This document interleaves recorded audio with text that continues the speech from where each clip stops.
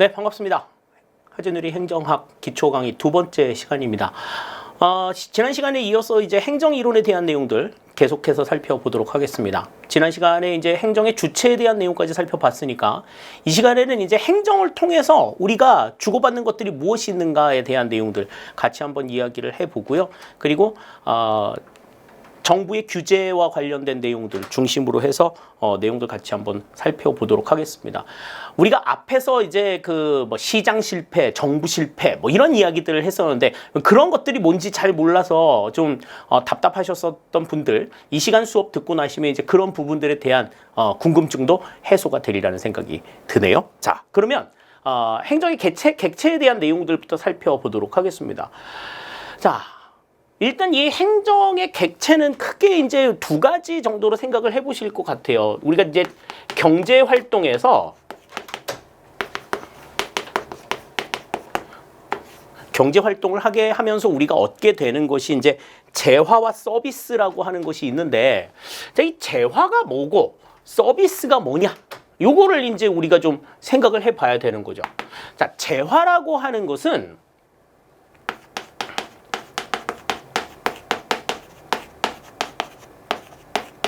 금전적인 가치를 지닌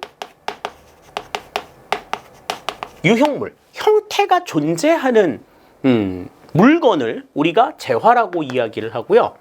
서비스라고 하는 것은 똑같이 금전적인 가치를 지니고는 있지만 형태가 존재하지 않는 무형물을 우리가 서비스라고 이야기를 합니다.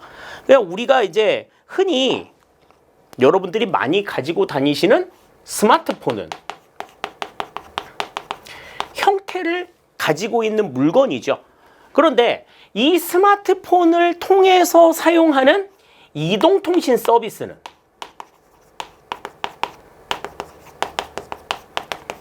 눈에 보이는 서비스는 아니란 말이지. 눈에 보이는 존재는 아니란 말이죠. 그런데 우리는 스마트폰을 사는데도 금전적으로 비용을 지불하고 이동통신 서비스를 이용하는 데 있어서도 금전적인 서비스를 지불을 합니다.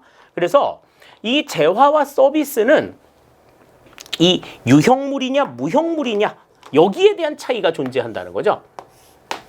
그러면 우리가 이제 흔히 공공재와 공공서비스를 이야기할 때 정부에서 공급하는 재화를 우리가 공공재라고 이야기를 하고 정부에서 제공하는 서비스를 우리가 공공서비스라고 이야기를 하는 거예요.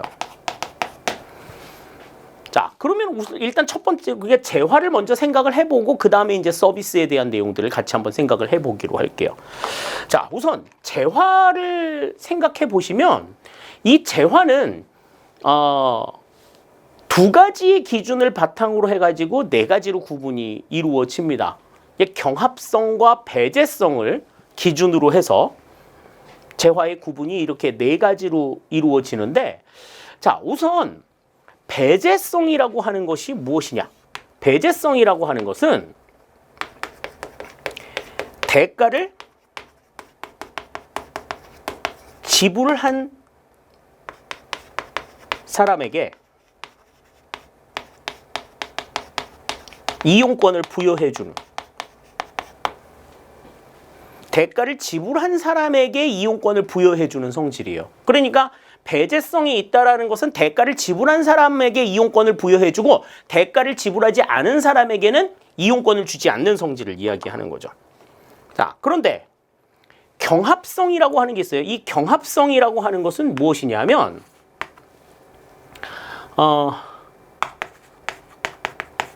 한 사람의 재화 사용이 다른 사람의 재화 사용에 영향을 미치는 성질을 얘기해요.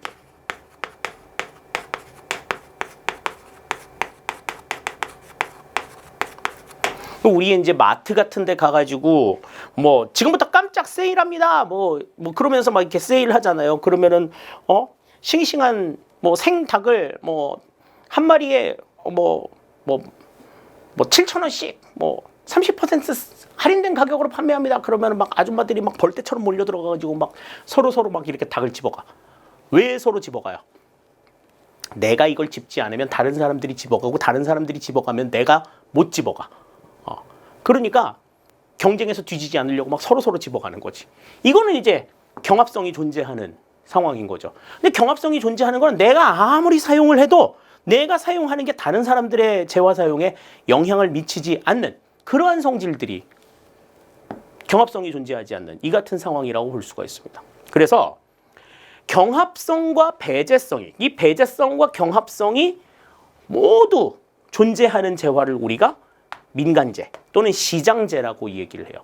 이 같은 재화는 이제 시장에서 판매하는 거지. 시장에서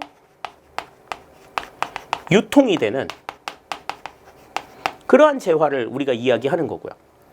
배제성과 경합성이 없는 재화를 우리는 순수 공공재라고 이야기를 합니다.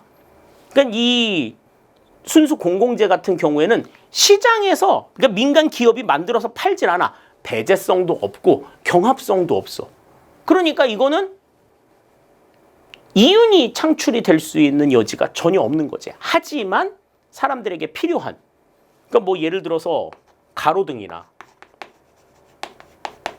등대나 그 다음에 뭐 여러 가지 사회 간접 자본 시설들이 있잖아요. 교량, 도로,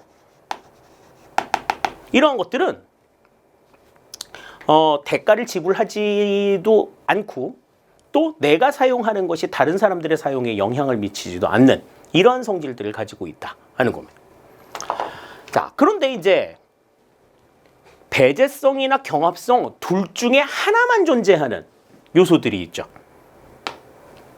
요금제라고 하는 것은 이제 배제성만 존재하는 거고, 그 다음에 공유제라고 하는 것은 경합성만 존재하는 재화입니다.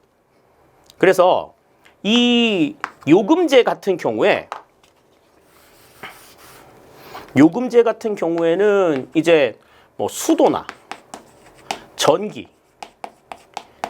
통신과 같은 이러한 서비스인 거죠. 그러니까 대가를 지불한 사람들한테만 제공을 하지만 대가를 지불한 사람들한테만 이용권이 부여가 되는 이 같은 상황들이에요. 그런데 이제 내가 사용을 많이 한다고 해가지고 다른 사람들이 사용을 못하거나 그러지 않는, 경합성은 존재하지 않는 이 같은 재화를 우리가 요금제라고 이야기를 하고, 공유제는 배제성은 없어. 그러니까 대가를 지불하지 않아도 사용을 할 수 있어요. 하지만 내가 사용을 하는 만큼 다른 사람들의 사용에 영향을 미치는 그러한 성질들을 가지고 있는 거죠. 그래서 이거는 이제 뭐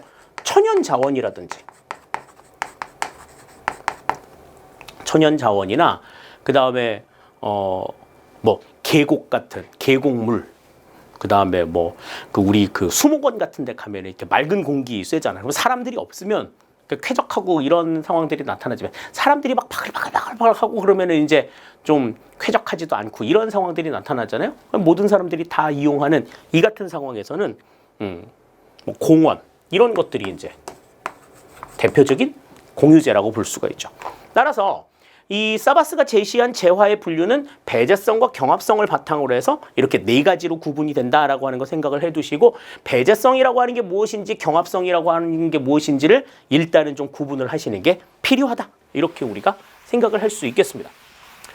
자, 그러면 재화의 종류는 그렇게 네 가지만 있느냐? 그렇지 않다라는 거죠. 자, 가치재라고 하는 게 있어요.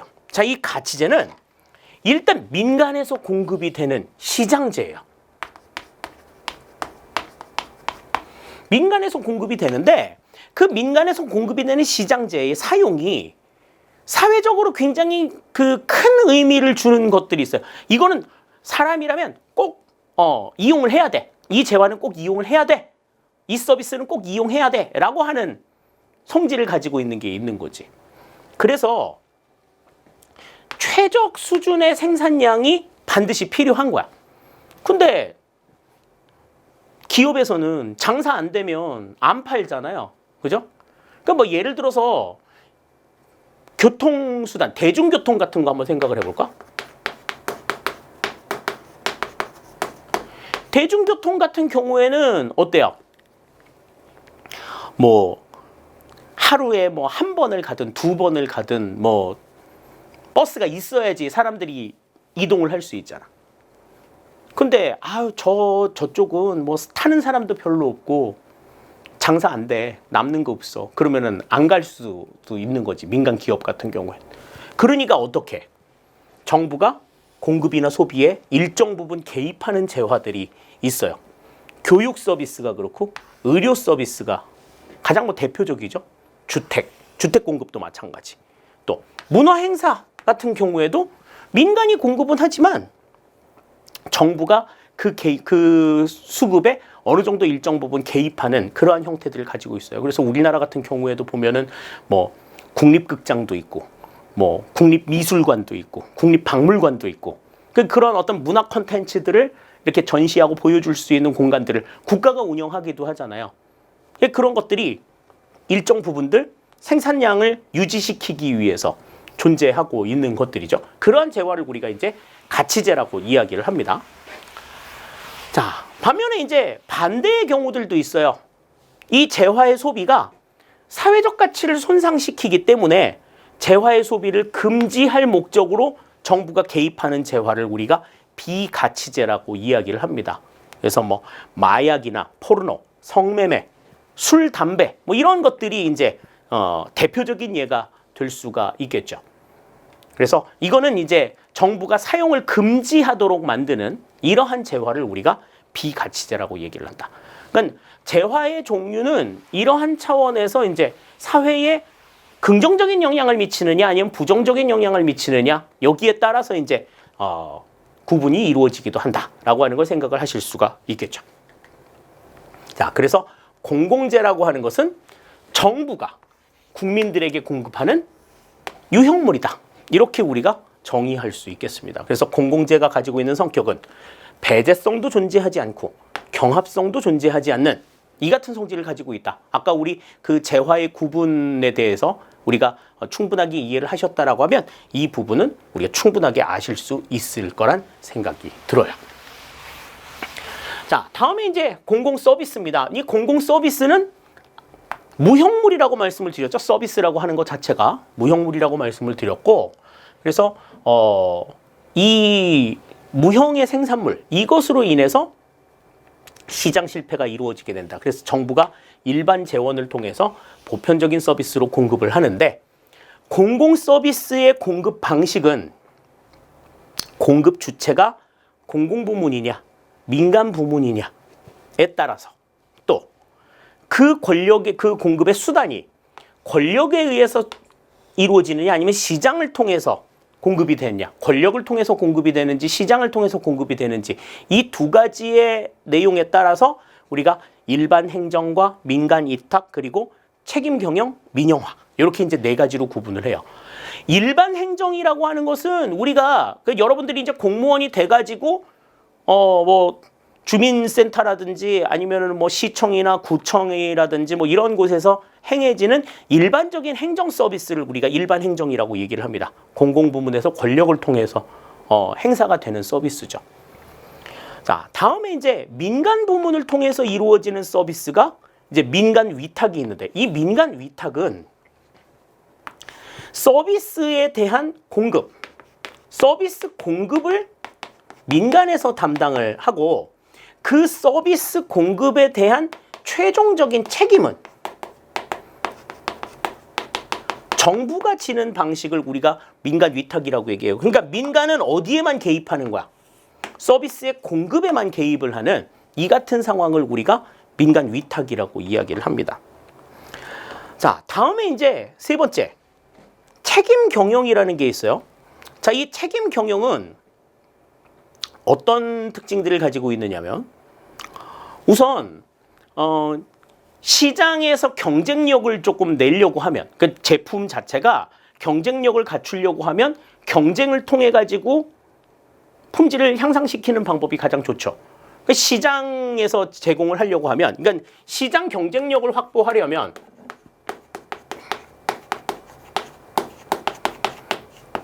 민영화를 해야 되는 게 맞아. 민간에서 운영을 하는 게 맞지. 그런데 민영화를 하게 되면 어떤 문제가 생기느냐면 공공성이 훼손이 돼요. 돈이 없거나 여건이 안 되는 사람들은 필요해도 그 재화를 사용하지 못하는 상황들이 발생하게 된단 말이죠. 그러니까 경쟁력을 확보하려고 하면 민영화가 답인데 민영화를 하게 되면은 이제 공공성이 훼손이 돼서 공공성을 담보하려고 하면 정부에서 운영을 해야 돼. 국가가 운영을 해야 되는데 국가가 운영을 하게 되면 경쟁력이 또 떨어지는 문제가 생기는 거야. 그래서 이 시장 경쟁력과 공공성 두 마리의 토끼를 전부 다 잡기 위해서 이루어지는 서비스의 공급 방식이 바로 책임 경영입니다. 자, 이 책임 경영은 정부 조직을 통해서 공급이 이루어져요. 그러니까 공공성을 어느 정도 담보를 할 수 있겠지. 그런데 이 정부 조직을 누구한테 맡기느냐 하면 민간 전문가한테 맡기는 거예요. 민간에 있는 전문가를 조직 대표로 임명해서 이들에게 성과에 대한 책임을 부여하는 거죠. 그렇게 해서 뭐를? 시장 경쟁력을 높이는 이 같은 형태의 방식을 우리가 책임 경영이라고 이야기를 한다. 나중에 이제 우리 조직 이론에서 보겠습니다만 책임 운영 기관이라고 하는 기관들이 있어요. 이 책임 운영 기관이 바로 이 책임 경영을 담당하는 그러한 기관이다. 이렇게 우리가 생각을 하시면 되겠습니다. 자, 다음에 이제 네 번째. 민간 부문이 시장을 통해서 운영하는 방식이 민영화죠. 이 민영화는 공급도 민간에서 담당을 하고 서비스에 대한 책임도 민간에서 담당하는. 그러니까 서비스에 대한 책임은 정부에서 지고 공급만 담당하는 민간 위탁과는 분명히 다른 개념인 거죠. 근데 이제 이 민간 위탁을 좁은 의미의 민영화라고 같은 민영화의 큰 범주에서 이제 이 내용들까지 이제 민영화라고 생각하는 그러한 경우들이 있습니다. 그래서 이제 민간 위탁을 민영화하고 같이 같은 단어로 표현하는 경우들이 시험에서 좀 왕왕 존재한다라고 하는 것, 이 부분들은 좀 기억을 해두셔야 되겠어요. 그러니까 공공재와 공공 서비스. 유형물이냐 무형물이냐 거기에 따라서 분명하게 차이가 있고 그 유형물과 무형물을 어떻게 공급하는지에 대한 공급 방식에 대해서 특히 공공 서비스의 공급 방식에 대해서는 민간 위탁과 민영화의 차이점 그리고 책임 경영의 의미 요 세 가지 정도는 분명하게 좀 생각을 해 두셔야 될 것 같아요. 자, 다음에 이제 시장 실패와 정부 실패에 대한 내용들을 살펴봅니다. 자, 시장 실패는 뭐 앞선 시간에서도 말씀을 드렸지만 시장이 제 기능을 하지 못하는 상황을 얘기하는 거예요. 그러니까 시장이 효율적인 자원 배분이나 균등한 소득 분배를 실현하지 못하는 경우야. 시장의 원리가 이러한 기능들을 제대로 못하는 상황들인 거죠. 정부 실패는 마찬가지로 정부가 자원 배분을 효율적으로 하지 못하는 이 같은 상황을 우리가 정부 실패라고 얘기를 해요.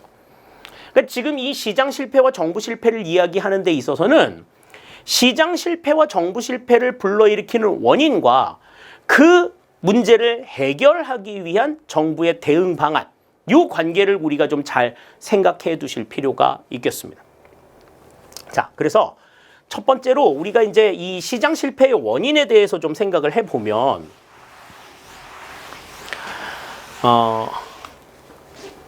시장 실패의 원인은 지금 이렇게 5가지로 지금 정리가 되고 있어요. 각각이 무엇을 의미하는가 하는 것들을 좀 아실 필요가 있고요. 정부의 대응은 공적 공급, 공적 유도, 공적 규제. 이렇게 이제 3가지로 구분이 됩니다. 공적 공급은 정부가 직접 공급자로 나서는 이 같은 입장을 이야기하는 거고, 공적 유도는 뭐 어떤 보조금의 지급이라든지 세금 감면 이런 것들을 통해 가지고 정부가 원하는 어떤 행동들을 이끌어내는 이 같은 방식을 우리가 공적 유도라고 얘기해요. 다음, 공적 규제는 원하는 하고 싶지만 전체적으로 하지 못하게, 전체의 이익을 위해서 정부가 하지 못하게 막는다든지, 아니면은 안 하는 것들을 어거지로 하게끔, 의무적으로 하게끔 유도하는 이 같은 방식을 우리가 공적 규제라고 얘기해요. 나중에 이제 우리 정부 규제에서 이 부분들은 좀 더 자세하게 볼 수가 있겠습니다. 정부의 대응 방법은 이렇게 이제 세 가지의 방법이 있는데, 각각의 원인들이 이제 무엇을 의미하는가를 좀 생각해 보죠. 자, 첫 번째로 자연 독점입니다. 자, 이 자연 독점은 뭘 우리가 얘기를 하느냐면, 완전 경쟁 하에서 이루어지는 독점이야. 자, 그러면 이 완전 경쟁이라는 건 뭐예요? 여기 지금 불완전 경쟁도 있지만, 완전 경쟁이라고 하는 것은 수요와 공급의 이동이 자유로운 상태.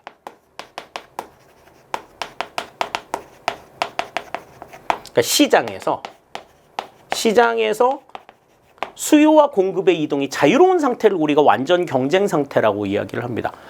그런 완전 경쟁 상태에서 이루어지는 독점을 우리가 자연 독점이라고 얘기해.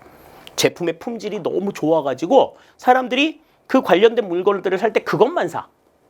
이런 상황들이 완전 경쟁, 자연 독점의 상태인 거죠. 그래서 자연 독점이 이루어지고 있는 물건들을 보면은 그 제품의 상호가 일반 명사처럼 사용이 되는 경우들이 있어요.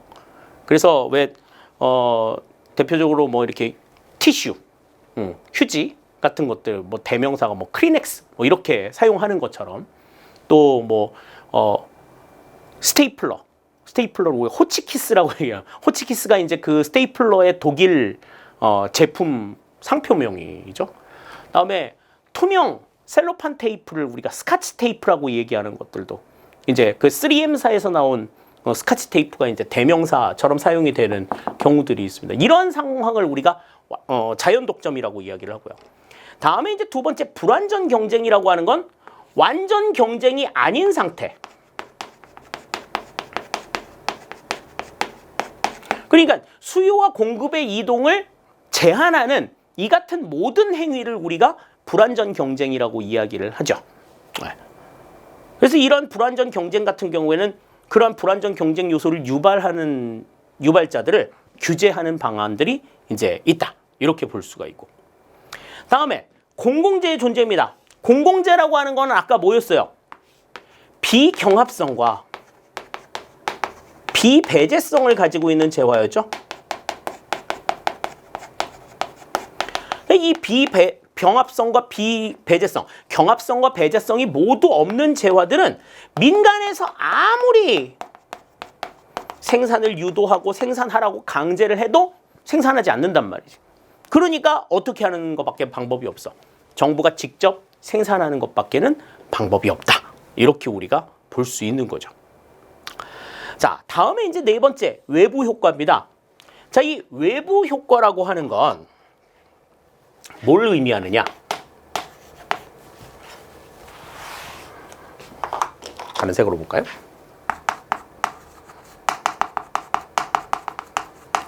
외부 효과라고 하는 것은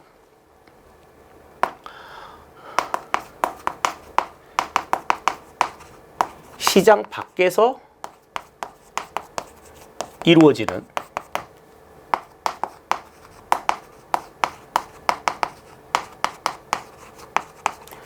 의도치 않은 거래를 우리가 외부 효과라고 이야기를 합니다. 그러니까 원래 거래는 시장에서 이루어져야 돼. 그 시장 밖에서 이루어지는 거야. 또 수요와 공급이 만나는 것은 내가 그 물건을 살게, 내가 이 물건을 팔게, 나름대로의 각자의 의도들을 가지고서 있는 건데, 의도하지 않은 상태에서 이루어지는 거래를 이야기하죠. 우리가 이제 그 경제 시간에 이 부분들 상당히 많이 보는데요. 되게 이제 보면은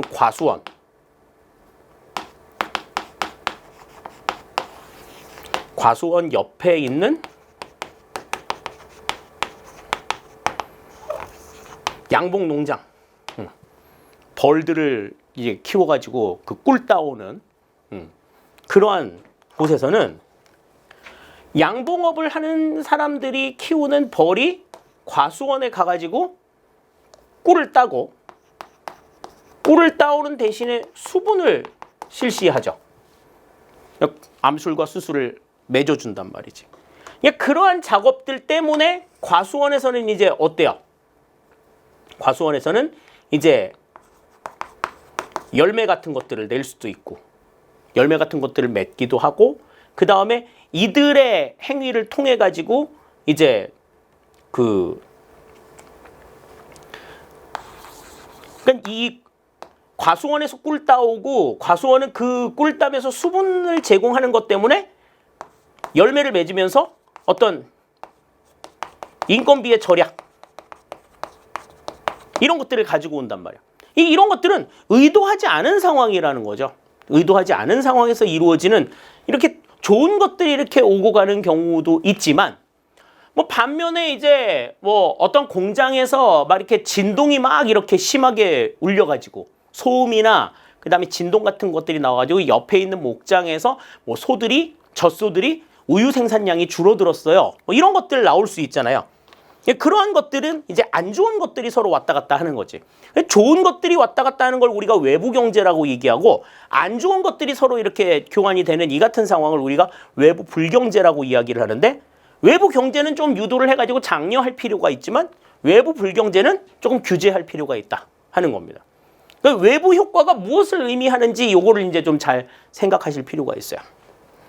다음에 이제 마지막에 정보의 비대칭성이 있습니다. 정보의 비대칭성이라고 하는 것은 시장 내에서 수요자와 공급자들 사이에 정보의 양이 서로 다른 거야.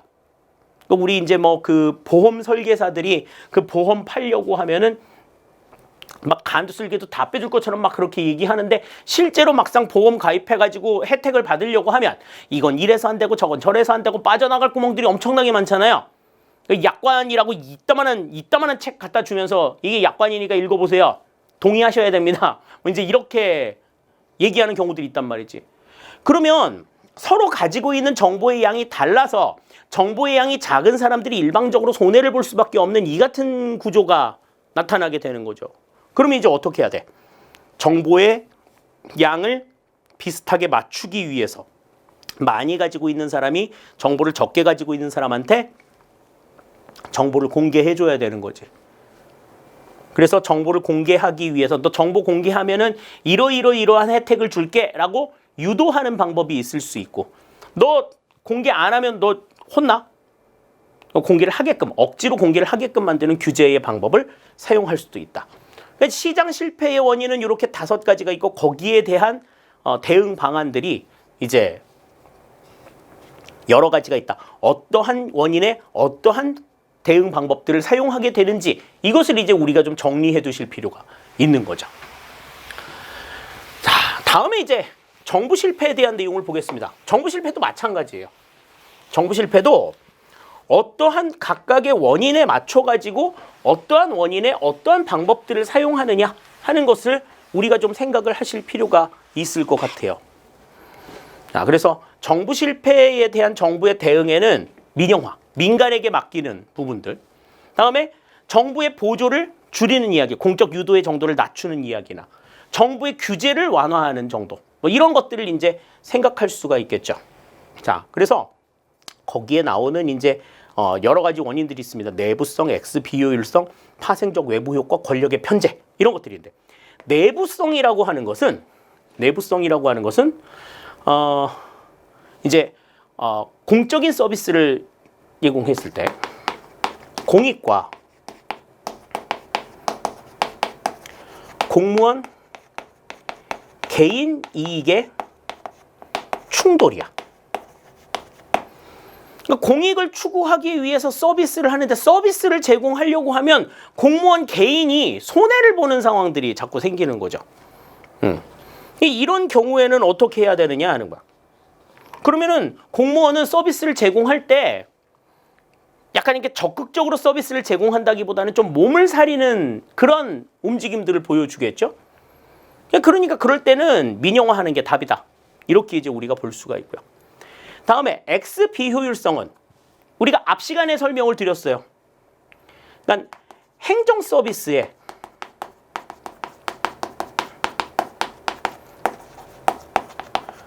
독점 공급으로 인한 비효율성이에요.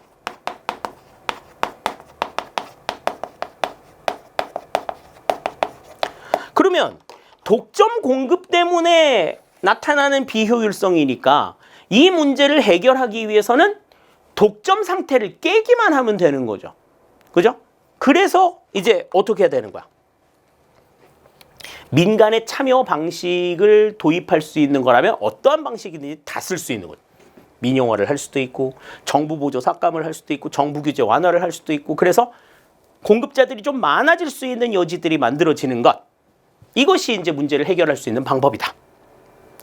자, 다음 파생적 외부 효과는 파생적 외부 효과라고 하는 것은 정부가 문제 해결을 위한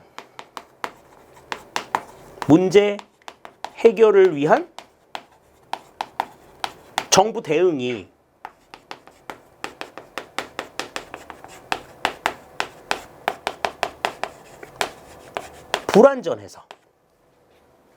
불완전해가지고 발생하는 뭐 어떤 부작용이라든지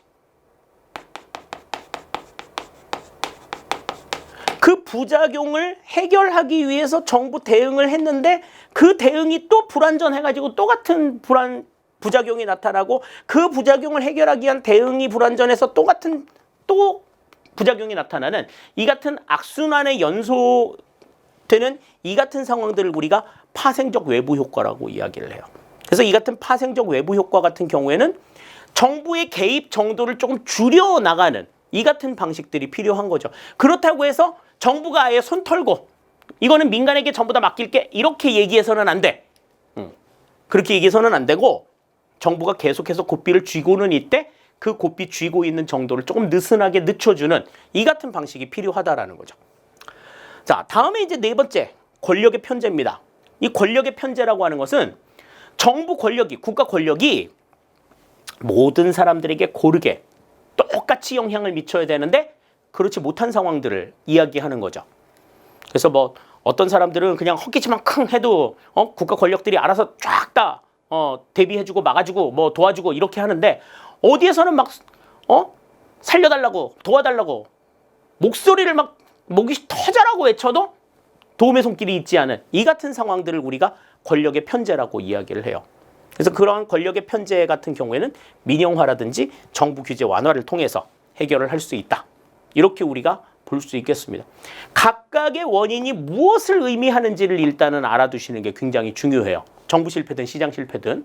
그리고 거기에 따른 정부의 대응 방안 어떠한 것이 적합하냐 이것을 이제 우리가 생각하는 것이 시장 실패와 정부 실패의 관건이다. 이렇게 우리가 볼 수 있겠습니다. 자, 다음에 이제 정부 규제에 대해서 살펴볼게요. 규제라고 하는 게 뭔지부터 일단은 좀 생각을 할 필요가 있어.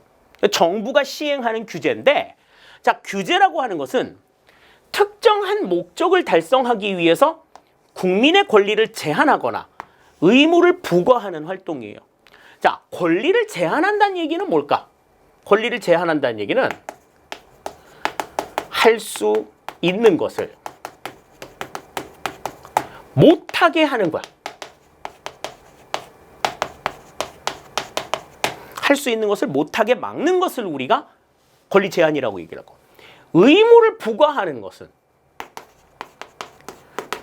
하기 싫은 것을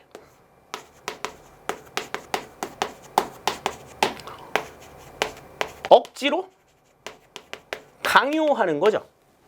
우리 그 코로나 때문에 이제 마스크 착용하고 다니는데 그 뭐 실내에서 마스크를 착용하는 이 같은 상황들은 마스크 쓰고 싶은 사람이 어디 있어?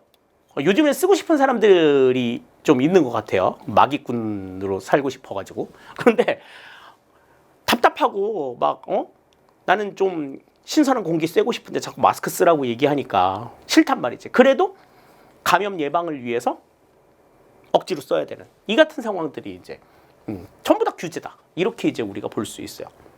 그런데 국민의 권리를 제한할 때, 정부가 국민의 권리를 제한할 때는 반드시 법률적인 근거가 있어야 된다. 법률의 근거 없이 권리를 제한하거나 의무를 부과하는 이 같은 행동들은 허용이 되어서는 안 된다라고 하는 게 기본적인 어떤 개념이다. 이렇게 볼 수가 있습니다. 자, 그러면 법률 근거를 통해서 국민의 권리를 제한하거나 의무를 부과하는 것은 왜 필요하냐? 일단 기업 운영에 직접 개입해 시장에 직접 개입을 해서 자원 배분의 효율성을 향상한다. 그러니까 시장 실패를 교정하기 위한 측면에서도 규제가 필요하고요.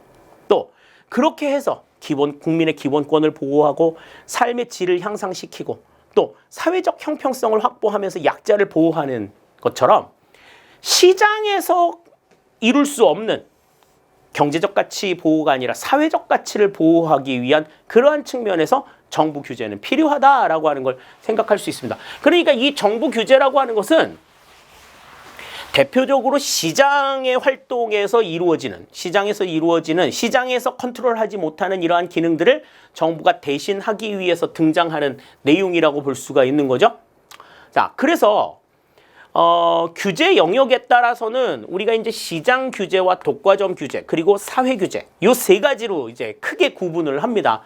특히 이제 시장 규제와 독과점 규제를 합쳐가지고 우리가 경제 규제라고 이야기를 하죠. 경제 규제라고 이야기를 하는데 일단 시장 규제는 기업의 본원적인 활동과 관련된 규제예요. 그래서 진입 규제, 가격 규제, 교차 보조, 이윤 규제, 품질 규제 뭐 이런 것들이 있어요. 진입 규제라고 하는 것은 뭐야?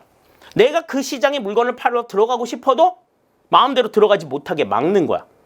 기존의 공급자들의 이익을 보장해주기 위해서 그들의 경쟁을 보호하기 위해서 못 들어가게 하는 거죠. 다음 가격 규제. 가격 규제는 가격은 수요와 공급의 양에 따라서 자연적으로 결정이 되지만 이게 지나치게 높아도 안 되고 지나치게 낮아도 안 되는 상황들인 거죠. 그래서 최고 가격제 막 올리고 싶지만 이 가격 이상으로는 올리지 마라고 해서 소비자들을 보호하는 최고 가격제가 있고 다음에 공급이 되게 많아가지고 가격이 뚝뚝뚝뚝 떨어지는데 최저 가격을 결정해서 너네들이 가격을 굉장히 낮춰서 받고 싶더라도 이 가격 밑으로는 받으면 안 돼. 이렇게 얘기하는 최저 가격제가 있습니다. 그래서 최저 가격제를 설정을 하게 되면 생산자의 이익을 어느 정도 보장해주는 그 같은 방식들이 이제 가격 규제에 해당이 되는 거고요. 다음 교차 보조가 있어요. 교차 보조라고 하는 것은 이익이 발생한다고 해서 사람들이 막 개떼처럼 몰려들면 내부에 있는 사람들이 이익을 받지 못하는 경우들이 있잖아요. 그러니까 이익이 된다고 해서 막 개떼처럼 몰려들어도 그들의 시장 진입을 막는 이러한 규제가 교차 보조의 첫 번째 하나고 두 번째로는 장사가 안 돼. 내가 시장에서 철수하고 싶어. 이 시장에서 철수하고 싶은데 그걸 막는 거야. 야, 지금 이 재화는 국민들한테 그래도 어느 정도 필요해. 너 이거 빠져나가면 안 된다. 라고 얘기하는 게 이제 그런 진입 규제와 퇴거 규제 이것을 전부 다 이야기하는 게 이제 교차 보조에 대한 내용이고 다음 이윤 규제는 민간이 어떤 일들을 하면서 시장 내에서 어떤 그 재화를 생산하고 공급하는 데 있어서 지나치게 높은 이윤을 형성하지 못하도록 규제하는 걸 우리가 이윤 규제라고 얘기를 해요. 지나치게 이윤을 높게 잡으면 그 물건을 생산하거나 재화를 공급하는 데 필요한 경비가 줄어들기 때문에 제품의 품질은 물론이려니와 그 유통도 원활하게 이루어지기가 어려운 상황들이 있죠. 자, 다음 품질 규제입니다. 품질 규제는 시장에서 공급이 되는 재화는 어느 정도 적정한 품질이 보장이 되어야 된다라고 해서 그 품질의 하한선을 정해놓은 것이 바로 품질 규제예요. 우리 ISO 기준을 제시하죠. 국제표준기구의 규격에 적합하냐? 적합한 제품들만 시장에서 유통할 수 있도록 내놓는 이 같은 규제. 이것이 이제 품질 규제예요. 그래서 시장 활동을 하는 데 있어서 기본적으로 요구가 되는 그러한 규제들을 우리가 가리켜서 시장 규제라고 이야기를 하는 겁니다. 자, 다음 독과점 규제입니다. 자, 독과점 규제라고 하는 것은 일단 독과점의 개념을 좀 이해할 필요가 있죠. 자, 독과점이라고 하는 것은 독점과 과점을 합친 말이에요. 독점이라고 하는 것은 뭐였어요? 공급자가 1인인 상태, 혼자인 상태를 우리가 독점이라고 얘기를 하고, 다음 과점은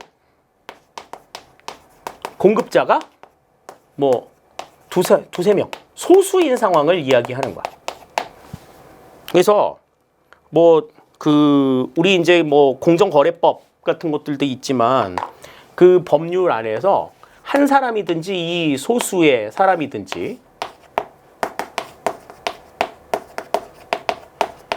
시장 점유율이 70%가 넘으면, 시장 점유율이 70%를 넘기게 되면 공급자가 한 사람인 경우에는 독점, 공급자가 소수인 경우에는 과점이다. 이렇게 얘기해요.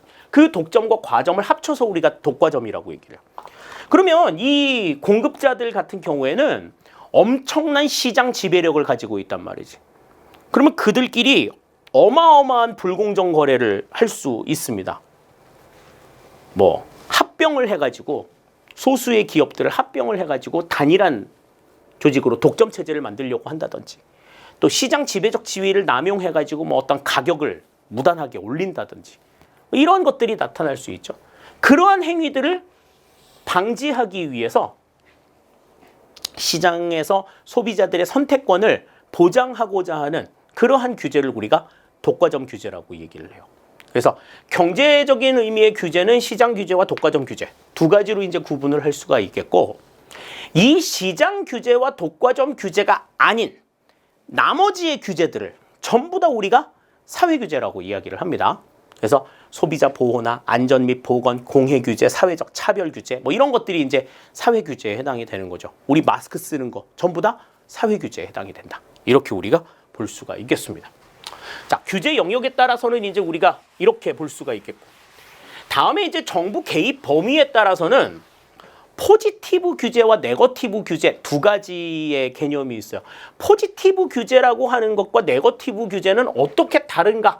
요거를 이제 우리가 좀 생각해 볼 필요가 있는데, 자, 일단 포지티브 규제는요, 원칙적으로 금지를 하고 예외적으로 허용을 하는 규제다. 다시 말해서 할 수 있는 것, 해도 되는 것만 정해 놓은 거야. 이것만 오케이. 나머지는 전부 다 안 되는 거죠. 요것만 해 라고 규제하는 거야. 그냥 포지티브 규제라는 거는 규제의 속성이 포지티브한 것이 아니라 규제의 내용이 포지티브한 거야. 긍정적인 거, 해도 되는 거, 이거를 정해 놓은 게 포지티브 규제인 거죠. 그래서 원칙적으로는 다 안 되지만 예외적으로 이거는 가능해 라고 정해 놓은 규제야. 그래서 특별히 허용이 된 이거를 제외한 모든 걸 금지하는 규제다. 이렇게 우리가 얘기하고 있죠. 그래서 규제 개입의 범위가 굉장히 넓어서 해야 되지 말아야 될 게 되게 많은 거지. 그래서 피규제자의 자율성이 낮다. 이렇게 볼 수가 있고요. 반면에 네거티브 규제는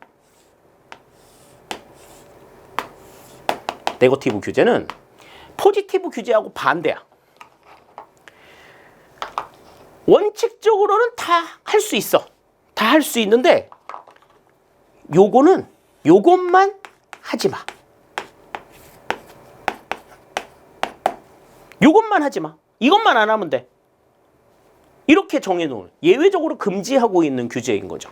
그래서 특별히 금지된 이 내용을 제외한 나머지는 전부 다 할 수 있는 이 같은 규제를 우리가 네거티브 규제라고 이야기를 합니다. 그러니까 하지 마라고 얘기하는 규제의 개입 범위가 상당히 좁은 거지. 이것만 안 하면 되는 거야. 피규제자의 자율성이, 규제를 받는 사람들의 자율성이 굉장히 높은 거죠. 움직일 수 있는 운신의 폭이 굉장히 넓은 거야. 그러니까 여러분들이 규제를 받는 입장이라고 하면 포지티브 규제보다는 네거티브 규제를 더 선호하겠죠. 왜냐하면 자율성이 훨씬 더 높은 규제니까. 그런데 포지티브 규제 자체가 포지티브한 규제고 네거티브 규제, 네거티브한 것이 이 포지티브와 네거티브가 규제의 속성이다 라고 생각을 하면은 피규제자의 자율성이 높은 규제는 뭐가 되겠어? 그렇게 좋은 규제니까 포지티브 규제라고 생각할 가능성이 있단 말이죠. 그러니까 지금 이 포지티브 규제, 포지티브, 네거티브 규제, 네거티브는 규제의 내용을 이야기하는 거야. 해도 되는 걸 정해놓은 규제, 하지 말아야 할 것을 정해놓은 규제. 그런 의미로 포지티브 규제와 네거티브 규제를 생각하셔야 된다. 요 점을 강조를 드릴게요. 이거 헷갈려가지고 시험 틀리는 사람들 되게 많아요. 시험 보기 직전까지 이 포지티브 규제와 네거티브 규제를 혼동하시는 분들 굉장히 많은데 혼동하시면 안 됩니다. 자, 다음. 이제 정부 규제 분류에서 이제 우리가 마지막으로 봐야 될 게 윌슨의 규제 정치 모형이에요. 자, 이 윌슨의 규제 정치 모형은 감지된 편익과 감지된 비용, 요걸 바탕으로 해가지고 이게 좁게 집중이 되어 있느냐 넓게 분산이 되어 있느냐에 따라서 정치의 내용이 네 가지로 구분이 되는데, 일단 첫 번째로 우리가 알아야 될 것은 감지된 편익과 감지된 비용이야. 감지된 편익이라고 하는 것은 규제를 통해 얻는 이로움, 이걸 우리가 감지된 편익이라고 얘기를 하고, 다음 감지된 비용은 규제를 통해서 얻는 부담이야, 부담. 근데 규제를 그러니까 편익이 생기면, 이로움이 생기면 그 규제를 통해 가지고 굉장히 규제가 나한테는 굉장히 좀 기분 좋게 편안함을 가져다 주지만, 비용, 부담을 느끼게 되면 규제 자체가 나한테는 되게 좀 짐이 되는 거죠. 짐이 되는 거지. 자, 다음 두 번째. 좁게 집중이 되는 것과 넓게 분산이 되는 게 뭐냐 하는 거죠. 좁게 집중이 된다라고 하는 것은 이 비용이든 편익이 특정 계층에게 영향을 미친다는 거. 특정한 계층에게만 영향을 미치는 상황을 좁게 집중이 되는 상황이라고 얘기를 하고, 넓게 분산이 되는 상황은 이거는 불특정 다수에게 영향을 미치는 이 같은 상황을 이야기하는 겁니다. 자, 따라서 이것을 바탕으로 해서 이제 감지된 비용과 감지된 편익이, 비용도 좁게 집중이 되고 편익도 좁게 집중이 되는 이 같은 상황을 우리가 이제 이익집단 정치라고 이야기를 하는데, 자, 이익집단 정치는 특정 계층에게 부담을 지워서 특정 계층을 이롭게 만드는 정치예요. 그래서 노사 규제나 의학 분업 규제, 한약 분쟁, 이런 것들이 가장 대표적인 내용이라고 볼 수가 있겠죠. 노동자와 사용자 간의 대립, 의사와 약사 간의 대립, 또 한의사와 양의사 간의 대립, 이런 것들이 이제 가장 대표적인 이익집단 정치라고 볼 수가 있고, 다음 두 번째, 기업가 정치가 있습니다. 운동가 정치라고도 이야기를 하는데, 이거는 특정 계층에게 부담을 지워서 불특정 다수에게 이로움을 주는 그 같은 정치예요. 가장 대표적인 게 이제 환경오염 규제가 있습니다. 환경오염 규제. 매연을 뿜는다든지 폐수를 무단 방류한다든지 이런 기업들을 단속해가지고 모든 국민들의 어떤 환경권을 보장해주는 역할들을 하는 거죠. 그리고 위해 물품 규제나 안전 규제, 원자력 발전 규제, 식품 위생 규제, 약자 보호 규제, 또 최저 임금제나 최저 가격제, 이런 것들이 이제 기업가 정치에 해당이 됩니다. 자, 다음 세 번째, 고객 정치예요. 이 고객 정치는 불특정 다수에게 부담을 지워서 특정 계층에게 이로움을 주는 정치야. 수입 규제 같은 것들이 대표적이죠. 그 수입 규제는 그 수입하는 품목들이나 이런 것들을 제한해가지고 국내에 있는 관련 산업들을 보호하기 위한 정책이죠. 우리나라에서 일하고 있는 사람들, 우리나라에서 그와 관련된 업을 하는 사람들을 보호하기 위해서 다른 나라에서 물건 들여오는 거 이거 제한하는 이 같은 상황들을 얘기하죠. 다음, 직업 면허가 있습니다. 직업 면허는 그 직업에 해당하는 사람들, 그 직업에 해당하는 사람들만 이익을 누릴 수 있도록 다른 사람들이 그 관련된 직업에 종사하는 것을 제한하는 이 같은 정책이죠. 택시 사업인가가 가장 대표적이잖아요. 운전면허만 있다고 해가지고 택시 다 운행할 수 있는 게 아니야. 택시 면허를 따로 따야 되죠. 다음, 농산물 최저가격 규제 같은 것들도 이제 생산자를 보호하기 위해서 불특정 다수의 소비자들이라든지 판매자들이라든지 이런 분들에 대한 시장 행위를 어느 정도 규제하는 이 같은 움직임을 생각할 수 있겠습니다. 자, 다음에 이제 대중정치입니다. 대중정치는 뭐 규제를 통한 부담이나 규제를 통한 이로움을 모두 다 불특정 다수에게 부여하는 이 같은 정치를 우리가 대중정치라고 얘기를 해요. 그러니까 누구는 해도 되고 누구는 안 되는 게 아니라 전부 다 해서도 안 되는 거지. 왜? 모두를 위해서. 뭐 독과점 규제나 음란물 규제 같은 것들, 차별 규제, 종교활동 규제, 언론 규제 이런 것들은 누구는 해도 되고 누구는 안 된다 이런 규제가 있는 게 아니거든요. 모두에게 전부 다 대상이 되는 이 같은 모두를 규제하면서 모두에게 이익을 주는 이 같은 정치다. 따라서 지금 설명하고 있는 이 4개의 정치들이 어떠한 성향들을 가지고 있는가, 어떤 특징들을 가지고 있고 그 예시가 무엇인가 하는 것들을 우리가 좀 매칭을 하실 필요가 있어요. 그러려고 하면 감지된 비용과 감지된 편익, 좁게 집중이 되었다는 것과 넓게 분산이 되었다라고 하는 것이 각각 무엇을 의미하는가 하는 것을 분명하게 우리가 좀 정리해 두실 필요가 있겠다 하는 걸 강조를 드리겠습니다. 자, 이렇게 해서 이제 정부 규제에 대한 내용들까지 같이 살펴봤어요. 자, 벌써 이제 행정 이론에 대해서 이제 반 이상의 내용들을 우리가 같이 살펴봤습니다. 이제 다음 시간에 이제 우리가 봐야 될 내용이 이제 행정의 패러다임부터 시작해서 이제 행정의 가치 그리고 행정학에 대한 내용들 생각을 해 볼 텐데요. 이 행정의 패러다임에 대한 내용이 사실 행정 이론에서의 가장 핵심적인 부분이라고 볼 수가 있습니다. 이 부분들에 대한 이해가 분명하다라고 하면 행정 이론에 대해서는 훨씬 더 좀 큰 이해를 가지고 올 수 있다라고 하는 점. 또 그리고 시험에 나올 수 있는 그러한 시험에 나올 수 있는 출제 요소들도 이 다음 시간에 볼 이 패러다임에 대한 내용들이 굉장히 많이 가지고 있다는 점, 이 점들을 우리가 좀 생각을 하시면서 다음 시간 기대하는 마음으로 준비해 주시면 좋을 것 같습니다. 자, 이 시간 여기서 모두 마치도록 할게요. 수업 마칩니다. 감사합니다.